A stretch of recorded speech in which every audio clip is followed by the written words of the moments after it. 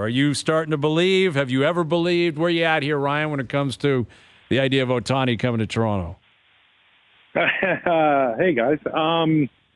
Yeah, I've always believed that they were probably one of the 5 teams that I think he would go to. Just given the dynamic of being owned by a media corporation and having the ability to check and balance a few things in other places. You know, you can lose a little money on the field, but you can make a lot more money on advertising off the field and all those kind of things. And they got a good team. The Blue Jays have a really good team, and he wants to win, you know, so he says. Doesn't say much. So, yeah, I believe that there's a shot for him to go there for sure.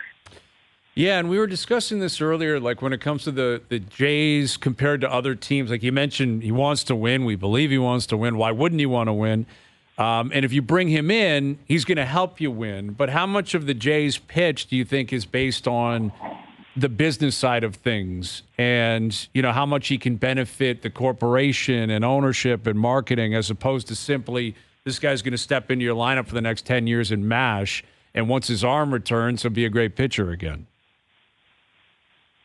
Yeah, if he goes back to pitching, right? That's a bigger question. If and when, all that stuff. You know, it's hard, man. I've looked at this situation a million times over, just evaluating it from the outside, from a former player standpoint. Like we're seeing something we've never seen before.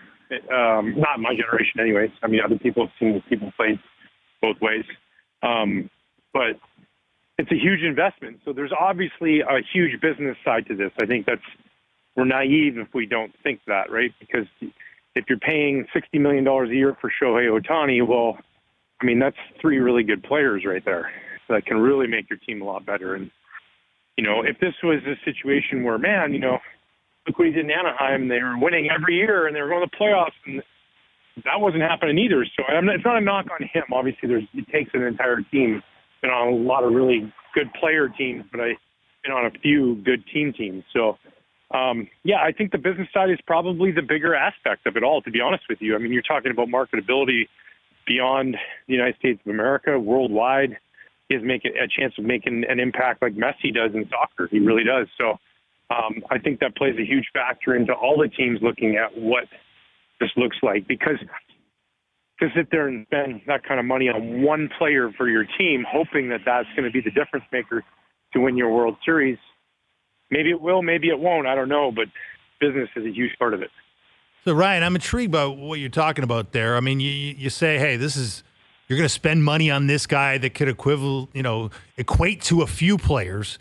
But the point with Ohtani is you're getting 2 players in one in some ways, right? Not this coming season when it's widely assumed he's not going to pitch because he's recovering from Tommy John surgery. But, you know, there's an assumption that he will resume pitching, and yet you don't seem so sure. Like, if you were in an executive seat thinking about signing this guy, you know, what would you be worried about when it comes to the pitching, hitting aspect of this guy's career as he heads into his age 30 season?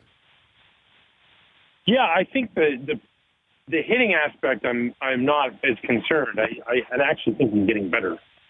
Like, I think, you know, he's become accustomed to seeing different pitchers around the league, and his ability to time fastballs, whether they're 92 or 100, he's finding that out. Like, if you look at his numbers on our trajectory, he's just gotten better and better. So hitting-wise, I don't see that being an issue. I just think, you know, I think it's so exciting, right? Like, the idea of somebody pitching and hitting is so exciting. Something we haven't seen. I saw it first time with Carlos Zambrano, and people say, oh, he wasn't Shohei Ohtani. Well, he wasn't allowed to be Shohei Ohtani. Like, there was the ability there to do both. I watched him hit home runs in batting practice farther than anybody else. I watched him have 8 consecutive at-bats where he got a base hit in the major leagues. Like, that's hard to do. I watched him do all kinds of crazy things that, given the opportunity to do both, he might have done something like this. But it's hard, guys. Like, it's so hard to do what he's doing on a mental side and on a physical side. Like, there was plenty of times where I made a start and the next day and had a great start, went out there and pitched 8 innings or whatever it was, 7, 8 innings, throw 115 pitches. The next day, I don't want to take BP. My arm's stiff. It's a little bit sore. Like, these are real things. And, like, you know, as time evolves, it's just going to get harder and harder. And I'm not saying he can't do it because he's been proven to do it, but what else has happened?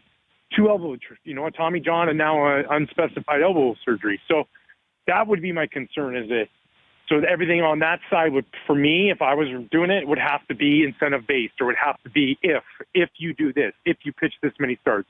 Because if he's pitching, he's dominant. No questions asked. This guy is electric. So the whether or not he can get guys out is not in question. It's whether or not he can stay healthy from that side as well. Give me what he's going to give me on the offensive side, which is top 3 hitter in all of baseball. You could probably say top 2. I don't know. Pick your poison, whatever it is. With Ryan Dempster, yeah, it's an interesting angle that we hadn't thought of. Like you've been saying, like if he pitches again, we've been speaking as if that is kind of understood, that this year he likely won't, but then would return. And like I wonder if that's what's going to close a negotiation here, is if a team's like, we'll pay you this regardless, but that is difficult to justify. Like you're going to pay a DH. This guy's not playing center field for you. He's not playing short or third base. He's going to DH, and that's it. And if he doesn't pitch again, you're going to pay him $500 million? Like that doesn't make sense. Like, let's call what that doesn't make sense. And furthermore, like if there is anything that's murky there, Ryan, it feels like it could be a disaster if like a year from now you're calling him and you're like, how's your arm, man? Are you going to pitch? We signed you. And he's like, nah, I'm not actually. I've decided I'm not going to pitch. That seems tough. Billy Beane has been in this business for a long time, and he has a really great quote, and mind you, this is coming from an organization that doesn't spend a ton of money, but the reality being you can always recover from the contract you don't sign somebody to. Right. Yeah. So it's a big one, and there's a lot of questions, but man, is it exciting. It's like you know what it is? It's like you got like baseball, right? And people all want to strive to be Major League Baseball players. And then what happens is they get there, right? And so as fans, we go to the ballpark and we're like, man, look at this. It's a Ferrari, and it's a Lamborghini, and it's a Porsche, and it's a Shelby Mustang GT. And we're looking at all these fancy cars, these unbelievable, you want to drive them cars. And then there's Shohei, and you're like, look at the Bugatti. Man, wow. That is something else. That's a $3 million car right there. That is the most unbelievable car. I sure would like to drive that. And then you're like, is it the most practical for our team? Because it's exciting, and we get caught up in the excitement of it, and it is awesome, and it is incredible, and I hope he gets whatever he can get. I really do.